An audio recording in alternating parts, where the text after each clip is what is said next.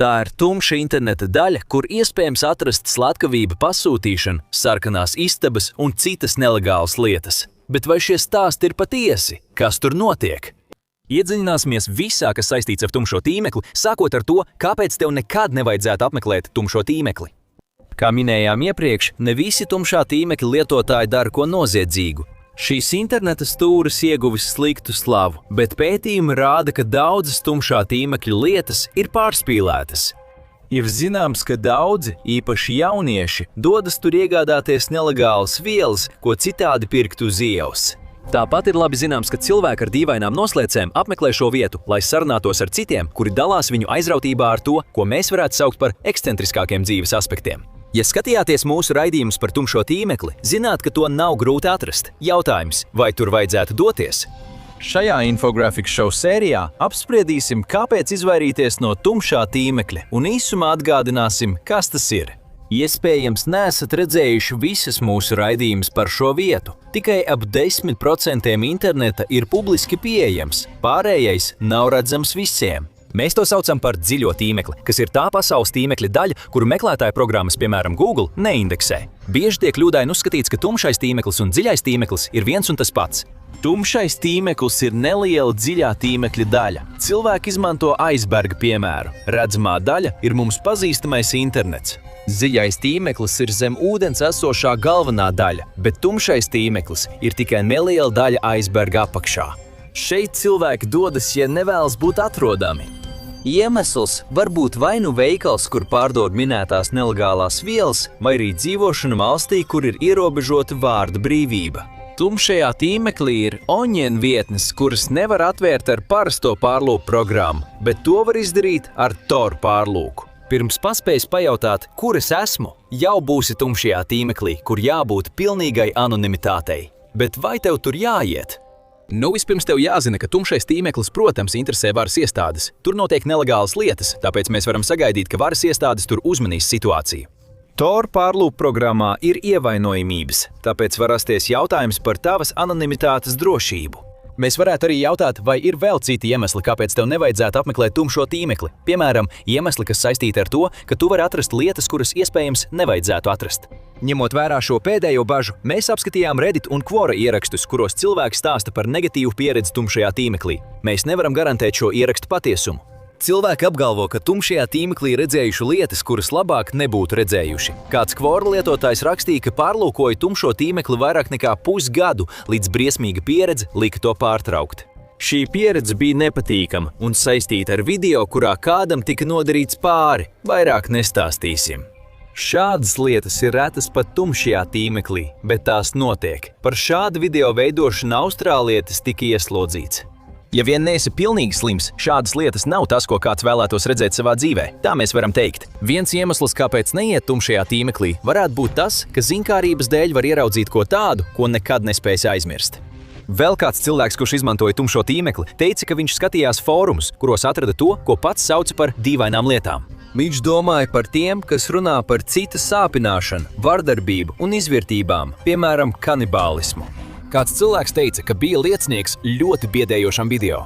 Viņš teica, apmēram 50 cilvēki skatījās šo video, tas bija par kādu sāpināšanu, lai gan ne smagi, tomēr nekas tāds, ko cilvēki gribētu redzēt. Daudzi, kas skatījās video, izteica neķītrus komentārus. Kāds diskusijā teica, ka nejauši uzklikšķināja uz saites un nonāca gatavošanas sadaļā. Tikai gatavot tika cilvēki. Tas nebija video, bet gan tāda kā pamācība sadaļa. Es biju traumēts vairākas dienas, viņš teica, jo viņš tikai izlasīja komentārus. Ja nevēlaties tikt traumēts, iesakām izvairīties no tumšā tīmekļa. Šādas lietas jāmeklē pašam, tāpēc, ja tomēr ejat, esiet uzmanīgs, ko meklējat. Padomu vietne par tumšo tīmekli brīdina, ka viegli uzklikšķināt uz aizdomīgām vai maldinošām saitēm, kā arī iesaistīties noziedzīgās aktivitātēs. Pats nemanot, tu jau dzīvo ārprāta pasaulē. Apskatījām arī darkwebnews.com. Viņa stāstīja, ka daudzi tumšiem tīmeklim piekļūst bez Tor pārlūka, izmantojot vietnes kā Tor2web un OnionTorweb. Tu esi pakļauts riskam, iespēja tikt uzlaustam palielinās. Daudz izmanto Tor pārlūku, bet ne VPN. Problēma ir, ka Tor ir vairāk kārt uzlausts, tāpēc tava URL adrese var kļūt redzama. Tu apmeklēji to pretīgo vietni zinkārības dēļ, tomēr aizgāji tur.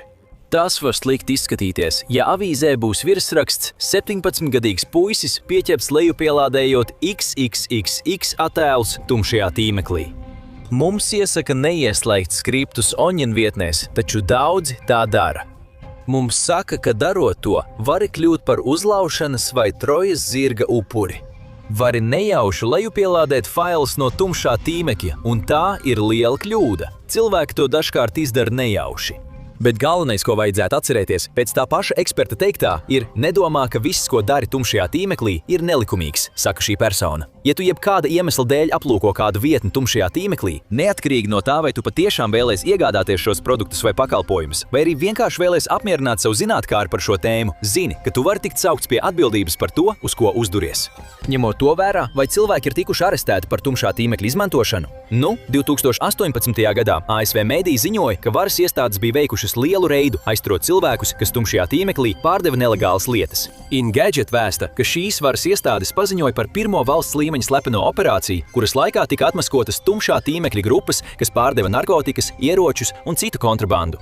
Iespējams, tu esi apmeklējis dažas no tām vietnēm, kuras tika slēgtas. Tas bija tikai zinkārības pēc. Bet ja viņi varēja atrast šo vietņu īpašniekus, kāda ir iespēja, ka arī tu varēji tikt atklāts? Tu noteikti to nevēlētos piedzīvot, un nav svarīgi, ka vietnes apmeklēja nevainīgi. Citas vietnes vēsta, ka FIB un policija bieži atrodas tumšajā tīmeklī un dažkārt slepeni noskaidro paku piegādes adreses. 2017. gadā Mumbais pretnarkotiku nodaļa arestēja dažus puišus, kuri bija pasūtījuši LSD no tumšā tīmekļa, ziņo Indijas mēdī. Arestēti arī pārdevēji.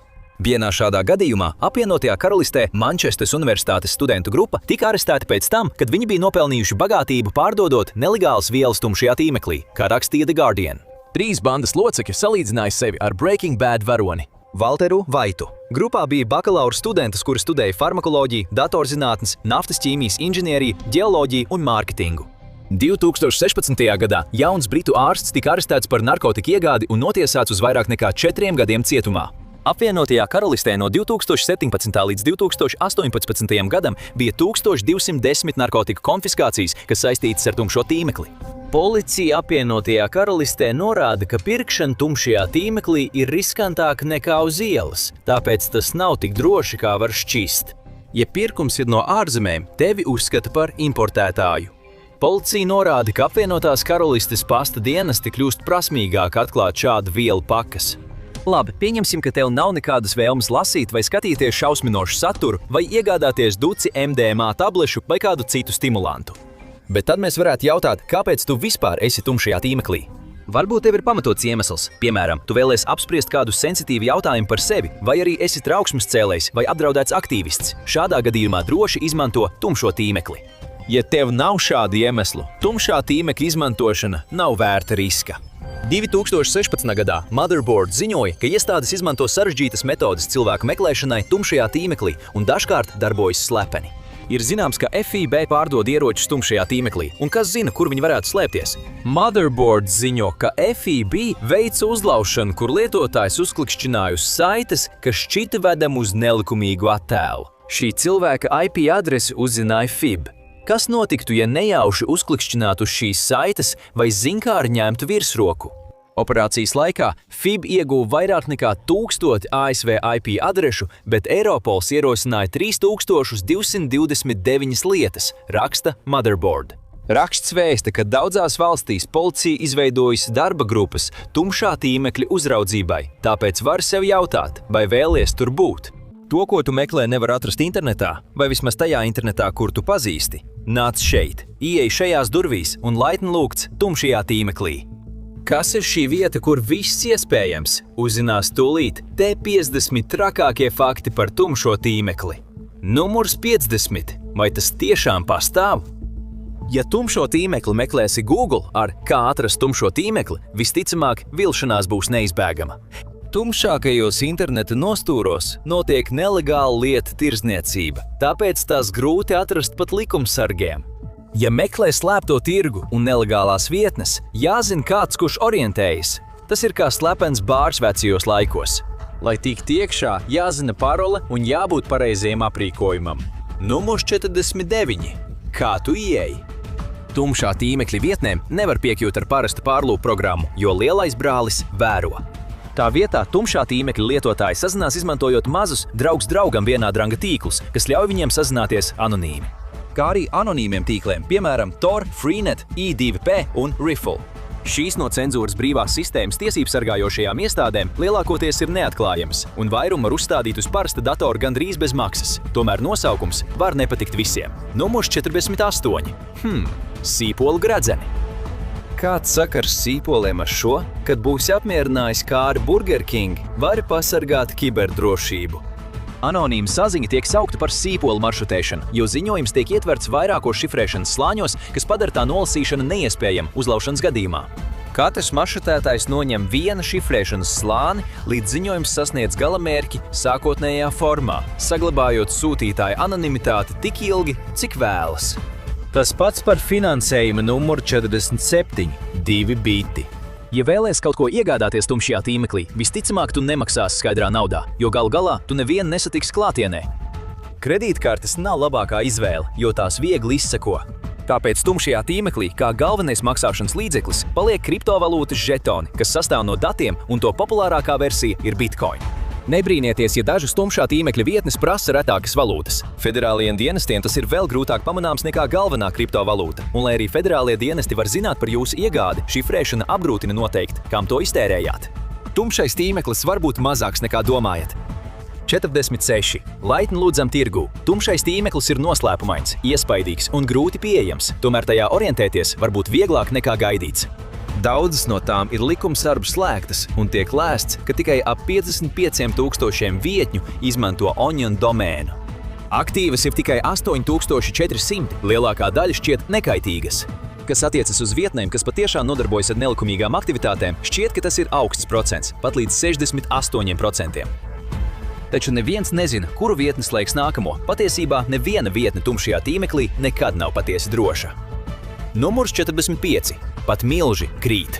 Tā bija oriģinālā tiešsaistes melnā tirgus vietne, pirmais īstais tumšā tīmekļa tirgus, un Silk Road bija spēcīgs, izmantojot Bitcoin kā savu tirdzniecības metodi.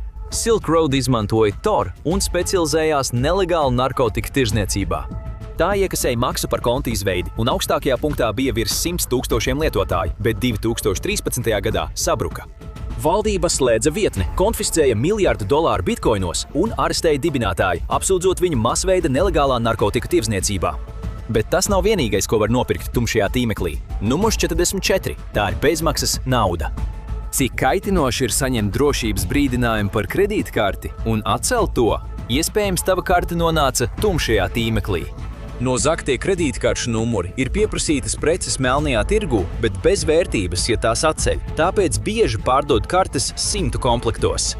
Dažas vēl darbosies pirms atcelšanas. Iedomājies kā nelegālu skrāpējamo loteriju kolekciju. Daļa informācijas ir vēl personiskāka. Numurs 43. Sociālā nedrošība. Vēl viena izplatīta prece, kas tiek pārdota tumšajā tīmeklī, ir sociālās apdrošināšanas numuri. Identitātes zādzība ir izplatīta, bet īpaši pieprasīti ir sociālās apdrošināšanas numuri ar kredītreitingu virs 750. Tas var būt nenovērtējami, lai iegūtu dārgu aizdevumu, un bieži vien paiet daudz ilgāks laiks, lai saprastu, ka sociālās apdrošināšanas numurs ir nozagts nekā kredītkartes gadījumā. Ja pieķer sodi par identitātes zādzību, ir stingri. Ko darīt, ja tavas intereses par zaktu mantu ir drošākas? Numurs 42. Zakta izklaide. Nozagtas kredītkartes ir liels bizness tumšajā tīmeklī, bet dažas no tām tiek izmantotas vēl pirms tās nonāk izsolē, un tā ir arī ar piedāvājumu uz mūžu apmaksāt Netflix abonementu ar nozagtām kredītkartēm. Visa atbildība gulstas uz cilvēku, kura rīcībā ir kredītkartes, un tu vienkārši atslābsti un baudi visu saturu. Protams, ja ar karšu avotu kaut kas noiet greizi, tu nevari vienkārši sazināties ar klientu apkalpošanas dienestu. Vai ikmēneša abonēšanas maksa ir tā vērta, lai maksātu ar bitkoiniem? Nākamais piemērs – ekstrēmo kuponu izmantošana jaunā līmenī. Numurs 41. Šodien par puscenu. Vai esi stāvējis rindā aiz sievietes veikalā, kura ilgi meklē kuponus somiņā? Viņa varētu būt bēdīgi slavena kibernoziedzniece. Tumšajā tīmeklī bieži pārdod realistiskus viltotus pārtikas kuponus, kas derīgi 90 dienas. Daži kuponi tiek izgatavoti pēc pasūtījuma, ļaujot saņemt atlaides iecienītiem produktiem, taču tas prasa daudz darba, pat 50 centu atlaidei Frosted Flakes pārslām. Numurs 40. Pamēģini veiksmi Bitcoin loterijā. Pārbaudi, vai vari dubultot savus Bitcoin līdzīgi kā ieguldot loterijās pārtikas veikalā. Tā darbojas tieši tāpat kā īstā loterija, tikai to var iegādāties tikai ar kriptovalūtu. Turklāt, ja laimēsi galveno balvu, tu nesaņemsi milzīgu simbolisku čeku, ar ko palielīties. Tavs brālēns, kurš vienmēr ir bez naudas, neredzēs tevi ziņās. Ja tev ir vēl nelegālāki plāni, tumšais tīmeklis ir domāts tev. Numurs 39.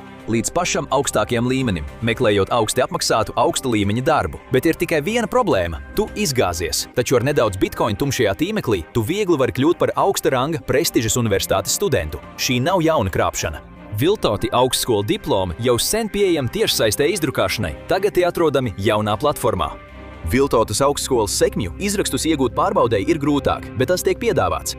Vai tas izturēs darba devēja pārbaudi, vai būs tikai saruna temats? Tā nav pārdevēja problēma.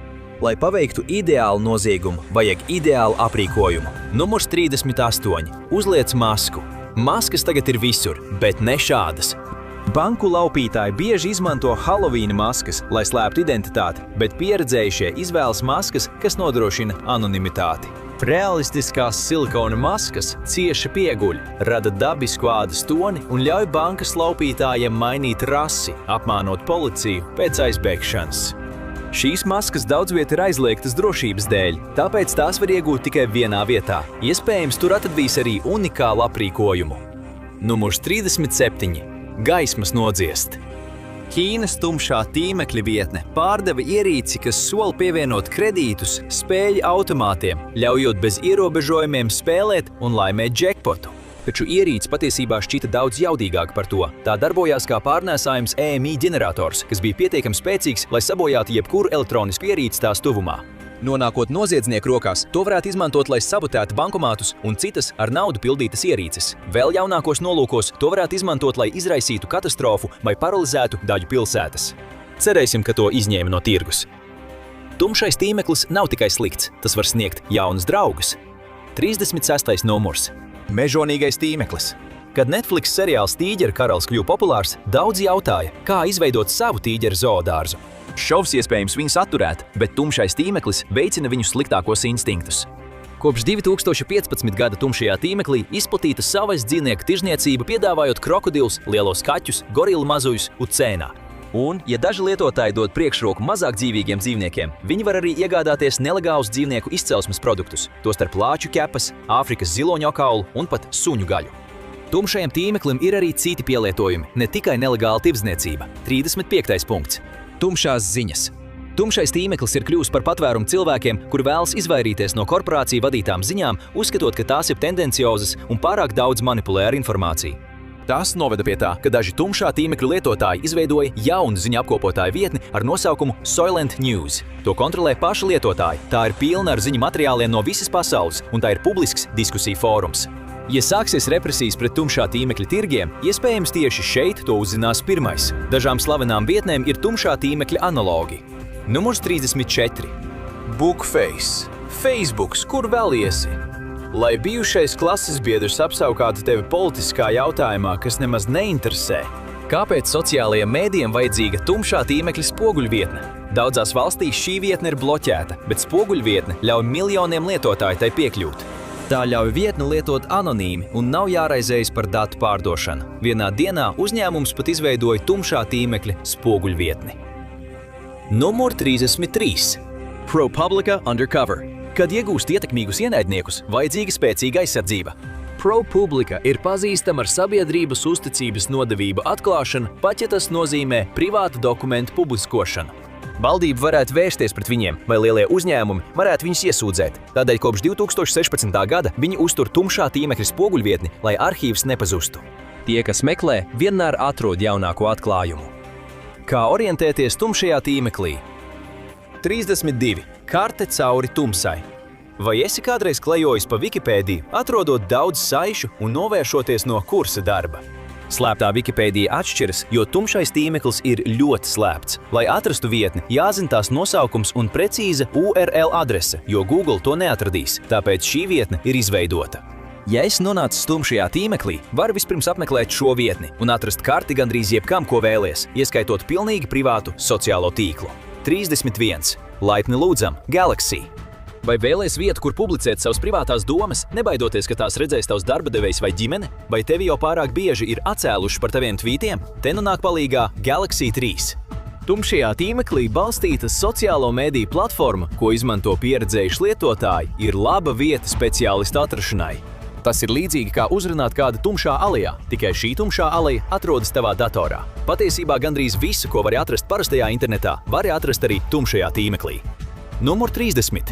Spoguļpasaule. Daudzām vietnēm ir tumšā tīmekļa pakaļdarinājumi, bieži veidoti ar oriģinālo dizaineru palīdzību. Reddit, DuckDuckGo un pasta serveri ir tikai daži piemēri. Lietotāji vēlas izvairīties no valdības cenzūras vai moderācijas. Šīs kopienas ir mazākas par oriģinālajām, bet tās piedāvā patiesu anonimitāti tiem, kas par tām zina. Kā pievienoties tumšajam tīmeklim? Numurs 29. Un iegūt savu daļu no tumsas?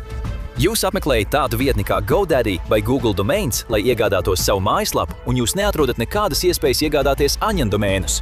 Ja tas būtu pieejams ikvienam, tas vairs nebūtu noslēpums. Lai iegūtu tumšā tīmekļa domēnu, jums būs jādodas uz pašu tumšo tīmekli.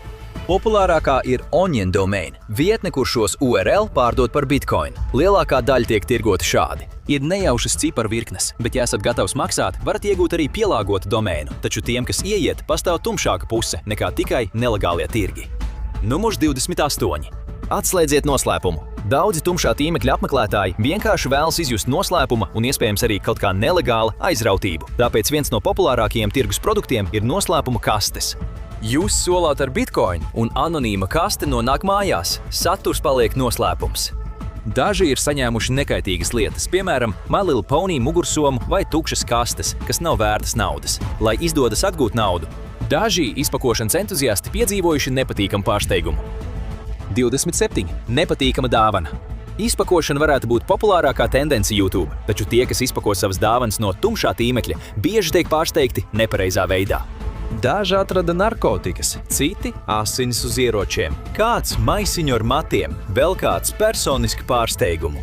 Maisiņā bija balts pulveris ar bioloģiskā apdraudējuma uzlīmi un kompaktdisks. Diskā skanēja smiekli un balss: "Es tevi redzu." Kas to atsūtīja? Neviens to nekad neuzzināja, bet kas patiesībā sūta šīs kastes? Numurs 26. Paudze tumšais tīmeklis. Vai tumšais tīmeklis ir pilns ar bīstamiem noziedzniekiem? Atbilde ir daudz sarežģītāka nekā šķiet. Lai gan neviens nezina precīzi lietotāju demogrāfiju, daudzi no aktīvākajiem lietotājiem ir tehnoloģiski zinoši Z-paaudzes jaunieši, kuri ir nobažījušies par savu privātumu. Daudziem nav kriminālas pagātnes, tāpēc visticamāk, daudzas no šīm biedējošajām mistēriju kastēm būtībā ir izsmalcināti joki, kas domāti, lai izbiedētu vai kļūtu populāri YouTube, bet nevienmēr. 25. Zagļu midzenis. Tumšais tīmeklis bieži kļūst par patvērumu augsta līmeņa noziedzniekiem, kas vēlas izvairīties no soda un sabiedrības uzmanības. Tā kā tumšais tīmeklis ir startautisks centrs, tas ir kļuvis par ierastu vietu, kur Krievijas finanšu noziedznieki veic krāpniecību.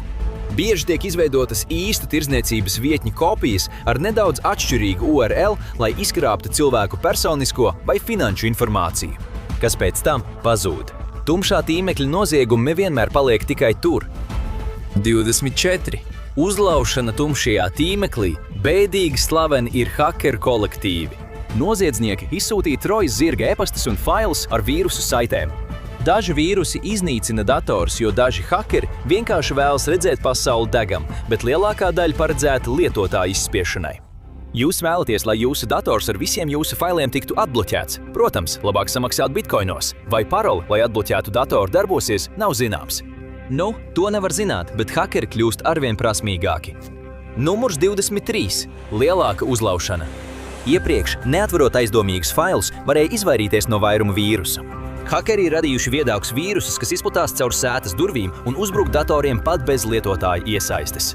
Tas ir ticis izmantots, lai apturētu visu, sākot no slimnīcu datoru tīkliem un valdības vietnēm līdz naftas cauruļvadiem, kas apgādā lielu daļu ASV. Un jo lielāks mērķis, jo lielāka izpirkuma maksa.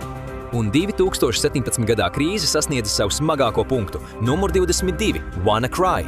2017. gada 12. maijā sākās WannaCry kiberuzbrukums, kas izplatījās vairāk nekā 230,000 datoru. Daudz lietotāji samaksāja izpirkuma maksu, bet neviens savus datus neatguva. Tas izraisīja krīzes visā pasaulē, jo Microsoft steidzās izlaist atjauninājumus, kas aizsargātu viņu datorus, un drošības eksperti cīnījās, lai glābtu lielu daļu pasaules datoru infrastruktūras. Markus Hutchins, kiberdrošības eksperts ar pieredzi nelegāla hakeru programmatūrā, labi pārzināja vīrusus. Lai apturētu tumšo tīmekli, reizēm vajag tā iemītnieku, taču dažos tā nostūros slēpjas briesmas. 21. Tas ir nepatīkami. Interneta laikmetā pirmā pornogrāfijas pieredze aizvietoja slepenu žurnālu skatīšanos bērnībā. Meklētājiem nevajadzētu sākt ar tumšā tīmekļa piedāvājumiem, jo šīs slēgtās vietnes domātas tiem, kuri vēlas īpaši tumšu pornogrāfiju. Daudzi satura sniedzēji un lejpielādētāji nonākuši likuma priekšā nelegālu aktivitāšu dēļ. Kad likums slēdz kādu vietni, bieži cita jau ir gatava to aizvietot. Daļa tumšā tīmekļa apdraud globālo drošību. 20. Terors no tumšā tīmekļa. Bija 90. gadi, un internets vēl bija jauns, taču tas neaturēja bīstams elementus no savas vietas izveidošanas. Tumšā tīmekļa rašanās ļāva cilvēkiem pulcēties prom no zinkārīgām acīm. Ekstrēmistu grupas visā pasaulē bija starp pirmajiem, kas izmantoja tumšo tīmekli, lai pulcētos, izplatītu propagandu un plānotu uzbrukums, izvairoties no varas iestāžu izsekošanas. Nepagāja ilgs laiks, līdz pasaulē pazīstamākās teroristu grupas iesaistījās šajā darbībā. 19. Karš kļūst neredzams. Sīrijas pilsoņu kara laikā notika nežēlīgi uzbrukumi civiliedzīvotājiem. Un tumšajā tīmeklī daži ļaunprātīgi elementi mēģināja nodot vairāk naudas teroristiem. Kad vīrietis vārdā Ahmeds Sarsurs mēģināja nolīgt snaiperus caur tumšo tīmekli, viņu ātri notvēra.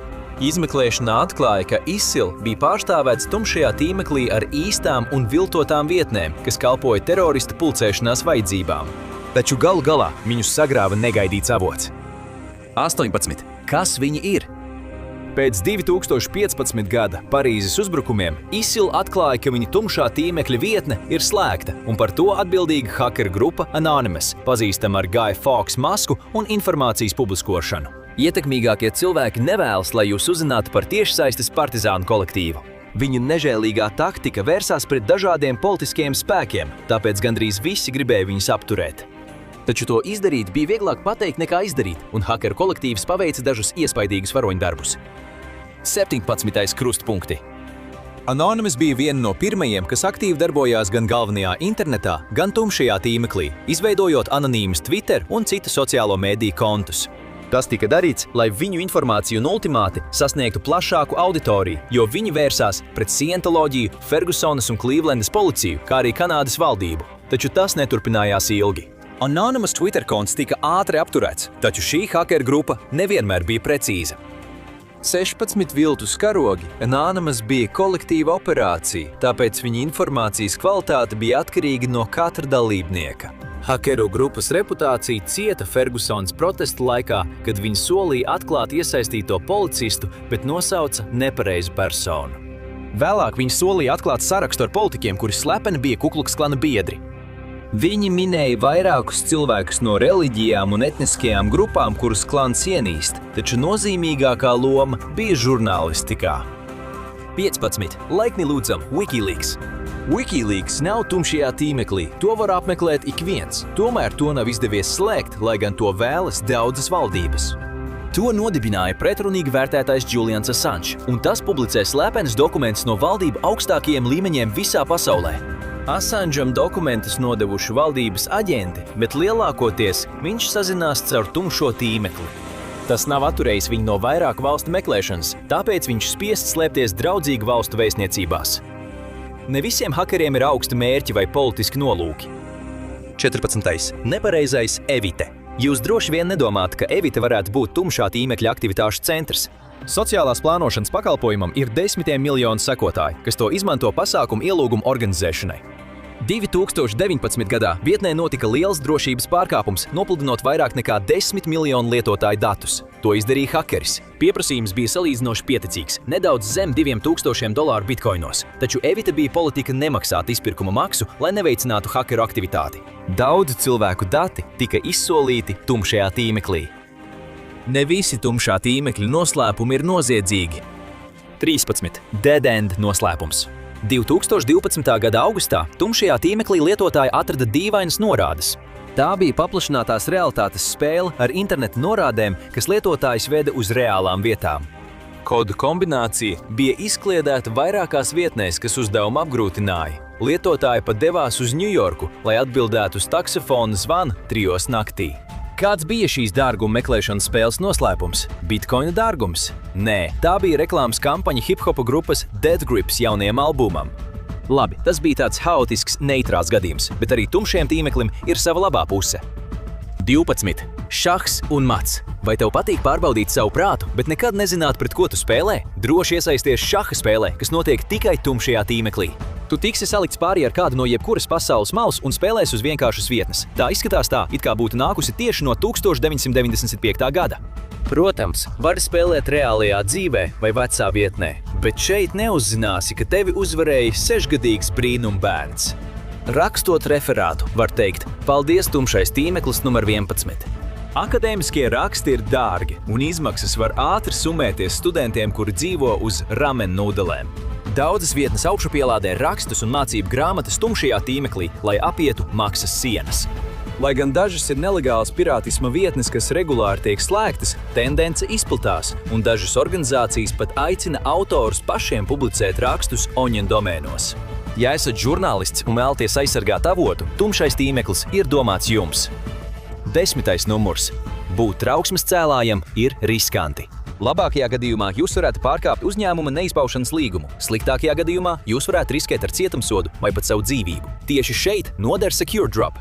Tumšā tīmekļa vietne ar atvērtā koda iesniegšanas iespēju ļauj žurnālistiem un avotiem sazināties bez IP adrešu vai citu datu glabāšanas.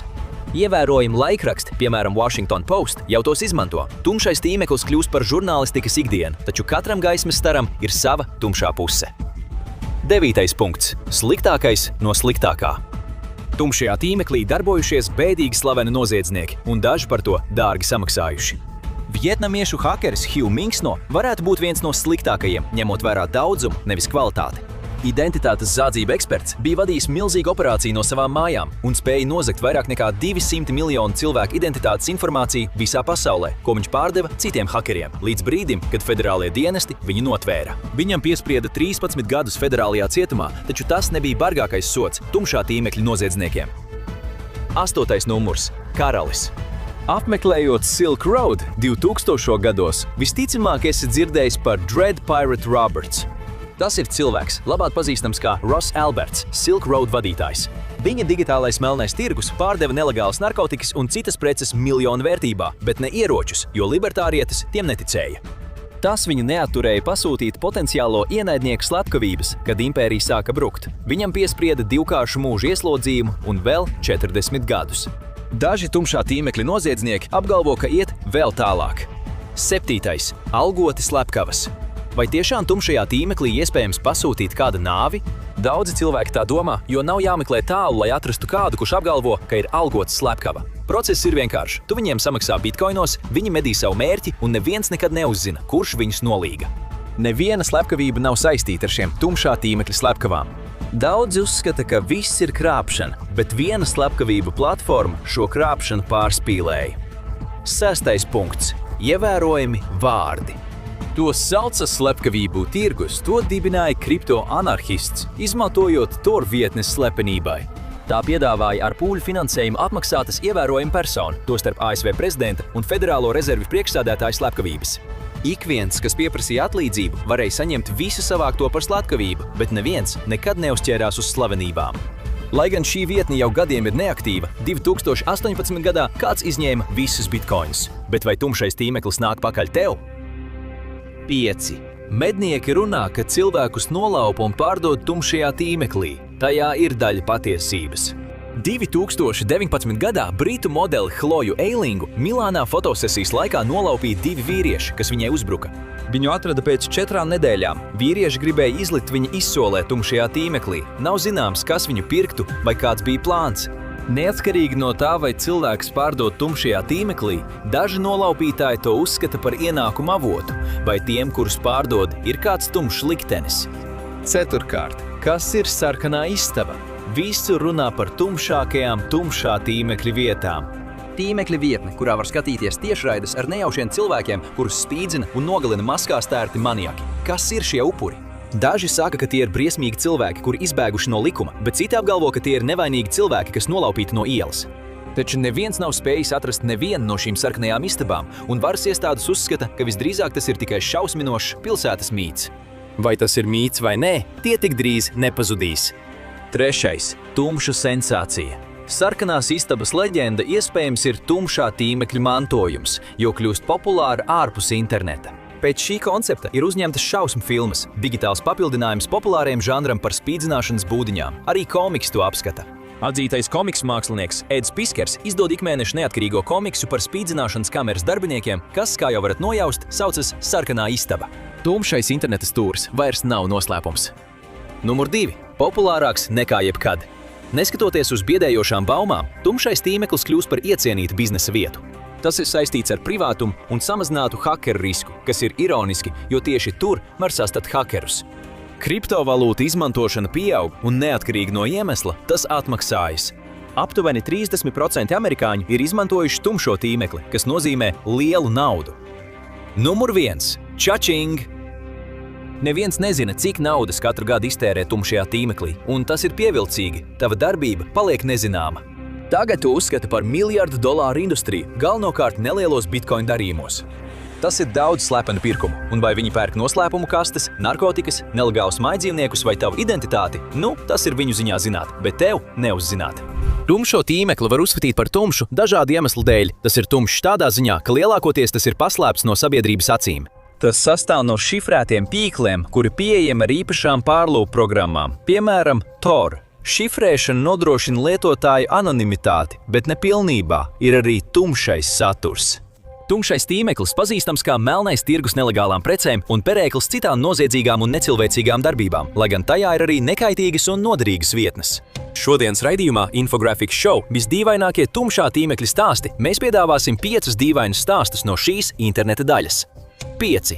Sarkanās istabas. Saskaņā ar žurnālistes Eilīnas Ormsbijas teikto, sarkano istabu eksistence ir populārākais mīts par tumšo tīmekli. Sarkanā istaba ir vietne, kas piedāvā maksas tiešraides, kurās kāds tiek spīdzināts un vai nogalināts.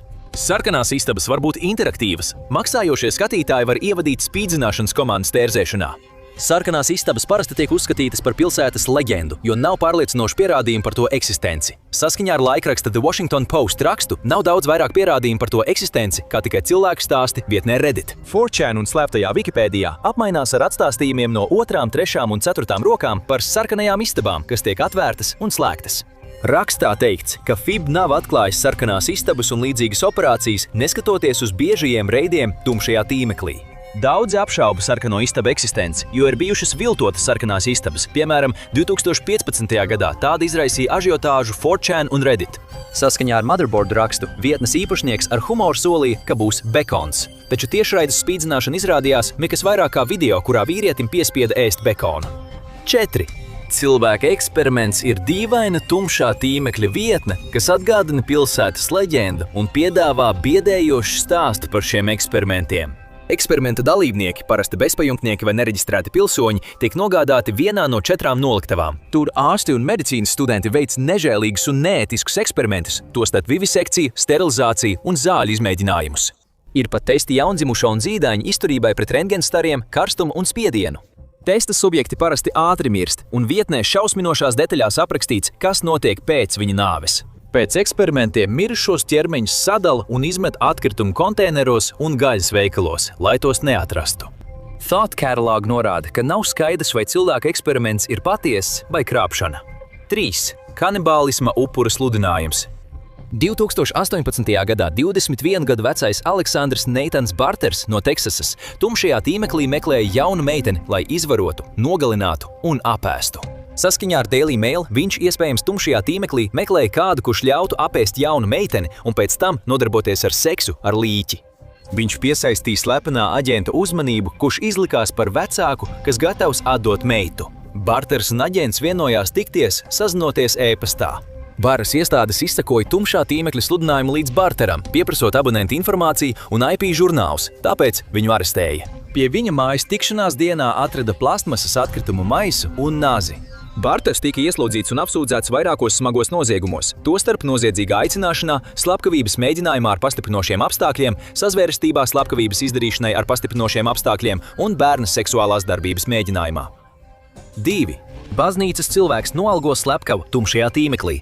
44 gadus vecais Stevens Alvains no Minnesotas 2016. gada februārī vēlējās, lai tiktu nogalināta viņa sieva Eimija. Viņš mēģināja nolīgt kādu, lai nogalinātu viņu tumšajā tīmeklī, izvēloties šo darbu uzticēt Besa mafijā. Pagāja vairāki mēneši, un Eimija joprojām bija dzīva. Fox 9 ziņo, ka FIB informēja Stevenu un Eimiju Alvainus par viltotas slepkavības pēc pasūtījuma operācijas Besa mafijas slēgšanu tumšajā tīmeklī. Noskaidrots, ka Dog Day God pārskaitīja $12,000 bitkoinā, cenšoties nolīgt slepkavu Eimijas nogalināšanai.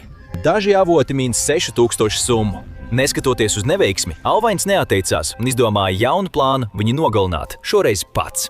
The Washington Post ziņoja, ka viņš 2016. gada augustā saņēma atļauju 9 mm Springfield XDS pistolei. Neradās aizdomas, jo vietējās iestādes ieteica pastiprināt drošību. Tā bija tā pati pistole, kas atrasta pie Eimijas ķermeņa 2016. gada 13. novembrī. Viņa nomira guļamistabā ar šāvienu brūces galvā. Sākotnēji šķita pašnāvība, bet pierādījumi norādīja uz Stevena Alvainu kā slepkavu. Bija arī fiziski pierādījumi, ziņoja The Washington Post. Eimijas rokās nebija ne šaujam-pulvera, ne asiņu, bet Stevena labajā rokā bija šāviena atliekas. Vēl viens svarīgs pierādījums, kas tika iegūts Eimijas Alvainas autopsijā, bija liela daudzuma skopolamīna atklāšana. Tas ir līdzeklis pret nelabumu, kas lielās devās var cilvēku padarīt nespējīgu pretoties. Viņai nebija izrakstītas šīs zāles. Digitāli pierādījumi sasaistīja Alvainu ar sievas slepkavību. Fox 9 vēsta, ka ekspertīzes speciālists Marks Lantermans Alvaina datorā atrada 34 ciparu bitcoin adresi. Lantermans atklāja, ka tā ir tā pati adrese, ko FIB ieguva, slēdzot Besa mafiju. Un acīm redzot, Alvains bija pietiekami muļķīgs, lai iegādātos skopolamīnu ar to pašu segvārdu, ko viņš izmantoja, lai pasūtītu slepkavību savai sievai.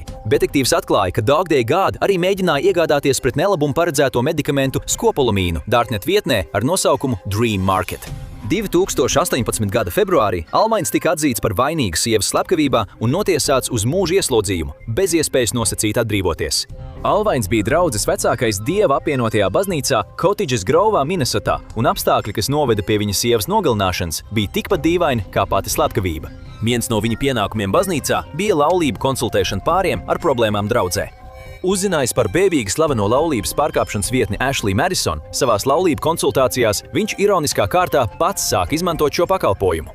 The Washington Post vēsta, ka viņam bija attiecības ar 2 sievietēm no šīs vietnes. Viņš vēlējās šķirties, taču konservatīvā baznīca, kurā viņš ieņēma augstu amatu, nosodīja šķiršanos. Viņa izkropļotajā prātā Eimijas nogalināšana šķita labākais risinājums viņa problēmai. Sad Satan ir videospēle, kas it kā atklāta tumšajā tīmeklī 2015. gadā. Šausmu ziņu vietne The 13th Floor tu raksturo kā dīvainu, daļēji abstraktu šausmu spēli. Tajā redzami melnbalti attēli, neskaidri spoku bērni un dzirdams Džona Veina Geisija un Čārlza Mansona balsis skaņu celiņā. Tajā ir satraucoši attēli, piemēram, sātaniska un nacistiska simbolika, biedējoša atpakaļ atskaņota runa un mūzika.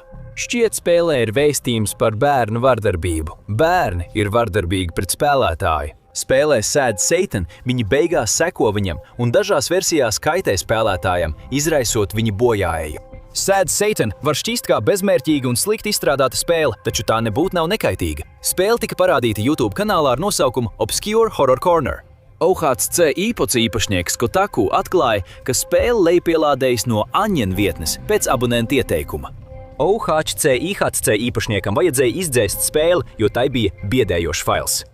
TV Tropes vēsta, ka OHC īpašnieks atzina, ka YouTube ievietoja kļūdainu saiti uz spēli. Pēc tam, kad viņš atklāja spēlē nelegālus nepilngadīgo attēlus un snaf saturu, ko nevēlējās izplatīt, gadu gaitā radās dažādas spēles versijas. Ir gan tīri kloni, gan tādas, kas nav.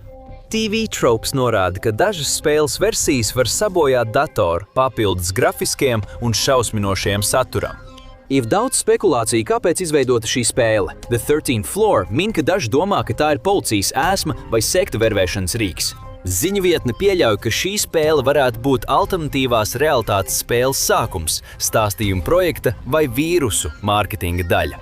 Saskaņā ar TV Tropes, cita teorija ir tāda, ka spēle bija daļa no reklāmas trika, lai popularizētu OHC. Mēs iespējams nekad neuzzināsim, vai šī teorija ir patiesa. Lai gan spēle ir palikusi uzmanības centrā, OHC īpašnieks ir pazudis, tāpat kā spēles oriģinālā versija. Iedomājieties globālo tīmekli kā aizbergu. Lielākā daļa no tā, ko jūs izmantojat, ir virs ūdens. Tā ir interneta daļa, kuru jūs lietojat ikdienā. Taču ir daļa, ko jūs parasti neredzat – tas, kas slēpjas zem ūdens. Šodien raidījumā The Infographic Show aplūkosim 11 biedējošas lietas no tumšā tīmekļa. 11. Pa pastu pasūtītas narkotikas. Sāksim ar kaut ko, kas nav pārāk biedējoši, taču joprojām ir diezgan pārsteidzoši, cik daudzi cilvēki izmanto tumšo tīmekli, lai iegādātos narkotikas. 2018. gada globālā narkotika aptauja rāda, ka ceturdaļa Lielbritānijas lietotāji iegādājas vielas tumšajā tīmeklī. Piegādes parasti notiek pa pastu, un pircēji pirms riskē sūtīt naudu, meklē labus vērtējumus un atsauksmes. Aptaujas dibinātājs laikrakstam Independent teica, ka apvienotajā karalistē, neskatoties uz kaitinošajām novērošanas kamerām, tumšais tīmeklis un piegāde pa pastu paliek apslēpta. Rekordaugsts līmenis.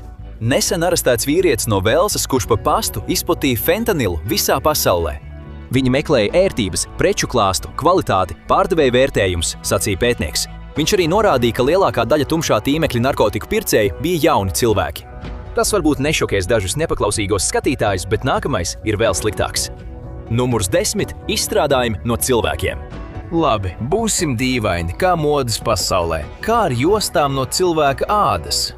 Atradām kādu Quora autoru, kas pazīstams ar tumšo tīmekli un apgalvo, ka dažām cilvēku produktu pārdevēju vietnēm ir lojāli klienti. Atradām ekrānu uzņēmumu no humanleather.co.uk ar šo tekstu.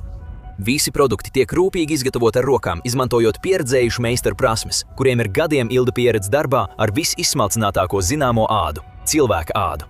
Pēc viena rakstnieka teiktā, cilvēka ādas apaupāris jums izmaksās $14,000. Reddit diskusijās daži uzskata to par viltotu, bet tā kā neesam pasūtījuši, nezinām. 9. numurs. Slepkavas uz pasūtījumu. Daži skeptiķi uzskata, ka slepkavas tumšajā tīmeklī nav nolīgstami, un tas ir tikai joks.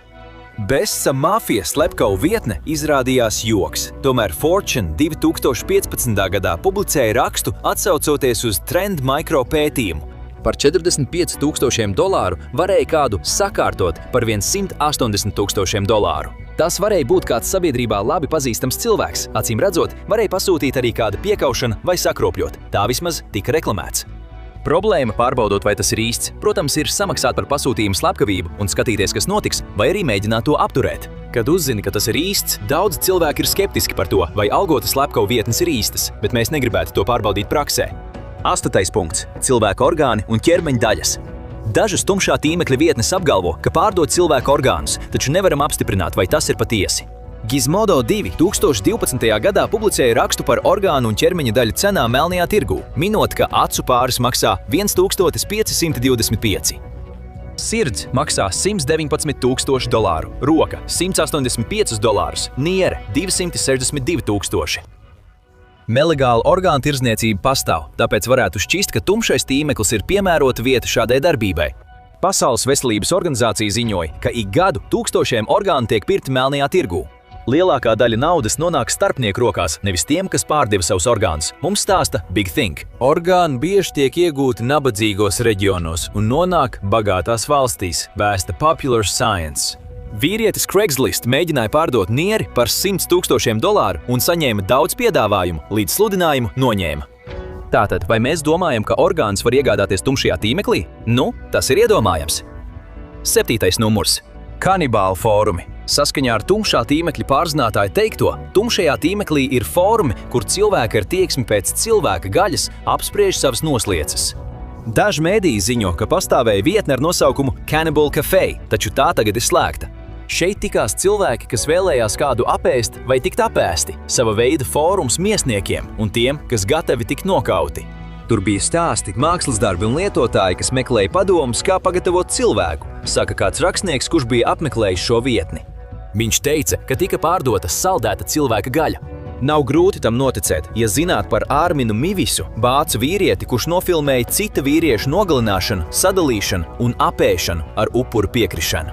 Tas notika 2001. gadā, bet iespējams tas noticis arī bez mēdīju uzmanības. 6. Miruši zīdaiņi. Ir mājaslapa, kur dalās ar nedzīvi dzimušu bērnu fotogrāfijām. To var uztvert dažādi. 2015. gadā The Telegraph ziņoja, ka labdarības organizācija palīdzēja vecākiem sērot, fotografējot viņu mirušo bērnu. Kāpēc kāds apmeklētu tumšo tīmekli, lai skatītos mirušu bērnu? Iemesli var būt palīdzības meklēšana, ziņkāri vai kas pretīgāks. 5. vieta. Cilvēka pēdējo vārdu dzirdēšana pirms nāves var būt ļoti skumja. Tumšajā tīmeklī ir vietnes, kas veltītas šādu ierakstu meklēšanai. Godīgi sakot, tas nav pats tumšākais. Tiešsaistē viegli atrast pilota pēdējos vārdus pirms lidmašīna ietriecas zemē, kalnā vai uzsprāgs liesmās. Kāda vietne apgalvo, ka tumšajā tīmeklī var atrast vairāk nekā tikai melnās kastes ierakstus. Kāds pieminēja arī pēdējos vārdus. Numur 4. Pedofīlijas fórumi. Pārsteidzoši, ka daudziem cilvēkiem tas patīk. Reddit ir pavadiens, kur puisis stāsta par pieredzi tumšajā tīmeklī, sākumā tikai aplūkojot vietnes ar narkotikām, ieročiem un viltotām ID kartēm. Slimīga ziņkāra viņu aizveda dziļāk, un viņš atrada vietni B. Viņš teica, ka fórumā ir pavadieni ar nosaukumiem mazulis, 4 gadu un vairāk, 10 gadu un vairāk, nepilngadīgais, un sadaļā mazulis ir vairāk nekā 50 000 ierakstu. Rakstnieks stāsta par savu pieredzi tumšajā tīmeklī, minot hard candy, līdzīgi Wikipēdijai bērnu pornogrāfiem. 2018. gadā BBC ziņoja par vīrieti, kurš notiesāts uz 32 gadiem. Šis sadistiskais pedofils tumšajā tīmeklī dalījās ar vardarbības padomiem un saņēma 137 apsūdzības, tostarp par izvarošanu. Numur 3. Vardarbība pret dzīvniekiem. Ik viens ar sirdi, kas redzējis šos internetu video. Kucēns, kurus samin, vai dzīvus sadedzinātus kaķus, šo ainu visticamāk atcerēsies visu mūžu. Laimīgā kārtā tas nav bieži sastopams, bet tumšajā tīmeklī cilvēks šādas lietas atrod diezgan viegli. Tumšā tīmekļa vietne Cruel Onion Wiki ir slēgta. Tur tika publicēti īsti attēli un video ar dzīvnieku spīdzināšanu un nogalināšanu. 2014. gadā Motherboard rakstīja, ka vietne ar nosaukumu Cruel Onion Wiki apkopo saites uz video, kuros sievietes nogalina un spīdzina dzīvniekus parasti seksualizētā veidā. Tā raksta Motherboard. Kaķus, suņus, sikspārņus, trušus, kāmjus, zosis, bruņurupučus, pērtiķus, fazānus bieži spieda, sēdēja virsū vai nosmacēja sievietes apakšveļā vai daļai kailas. Redaktors pārbaudīja dažus video autentiskumu un šausmināts aizgāja. Numur 2. Cilvēka eksperiments. Vai tā ir krāpšana? Saskaņā ar daudziem avotiem, tumšajā tīmeklī ir vietne, kuru vada ārsti vai pseidoārsti, kas veic neētiskas procedūras ar pret viņu gribu pacientiem, parasti cilvēkiem no ielas. Vietnes sauklis skan: ne visi cilvēki ir vienlīdzīgi, jo daži no viņiem ir dzimuši pārāki par citiem. Eksperimenti ietver sāpju pārbaudes, badināšanu, vivisekciju, zāļu izmēģinājumus, asins pārliešanu, eksperimentus ar zīdaiņiem, grūtniecēm un C. Mājaslapā rakstīts, ka mirušo ķermeņus sadala un izmet gaļas veikalu konteineros, kur tos neatradīs. Vietnes pastāv vai pastāvējušas, bet eksperimenti visticamāk nav notikuši. Mēs ceram, ka nē. Motherboard raksta, ka tāda iespējams nav bijis. Taču noteikti ir dažas vietas tumšajā tīmeklī, kur var atrast cilvēku spīdzināšanu, bet to pašu var atrast arī atklātajā tīmeklī, kuru mēs izmantojam ikdienā. Numur 1. Hardcore un snuff. Baumo par sarkanajām istabām, maksas tiešraidēm ar spīdzināšanu vai slepkavībām, taču tās iespējams ir tikai leģendas. Austrālietis Pīters Skalijs tika arestēts par spīdzināšanas filmu veidošanu ar bērniem. Viņas filmu kompānija bija No Limits Fun, visbēdīgāk slavena ar Daisy's Destruction, ko apraksta Metro. Daisy's Destruction parādīja, kā mazā meitenīte tika piesieta ar kājām gaisā, seksuāli izmantota un piekauta no Skalija un maskētas sievietes puses. Skalijs tumšajā tīmeklī prasīja $10,000 par filmas skatīšanos. Lai gan bērns filmā nemira, policija vienā viņa īpašumā atrada cilvēku mirstīgās atliekas. Skalijs ir notiesāts uz mūža cietumā par izvarošanu un seksuālu vardarbību, un tagad viņam draud papildu apsūdzības par spīdzināšanu, vardarbību pret bērniem un slepkavību. Vai snuff filmas pastāv? Snops saka nē. Lielākā daļa, kas tās ir izmeklējuši, saka nē. Mums jāatceras, ka cilvēku nogalināšana kamerā noteikti pastāv, taču šīs filmas netika veidotas komerciāliem nolūkiem. Līdz pat šai dienai šķiet, ka nav pierādījumu par snuff filmām, taču hardcore noteikti pastāv, un mēs domājam, ka tas ir pats zemākais, cik vien iespējams nonākt tumšākajā interneta daļā. Vai tu piekrīti? Kāda ir tava pieredze ar tumšo tīmekli? Vai vari apstiprināt, par ko runājām? Vai ir kas ļaunāks? Pastāsti komentāros. Lūdzu, neaizmirst nospiest patīk, dalīties un abonēt.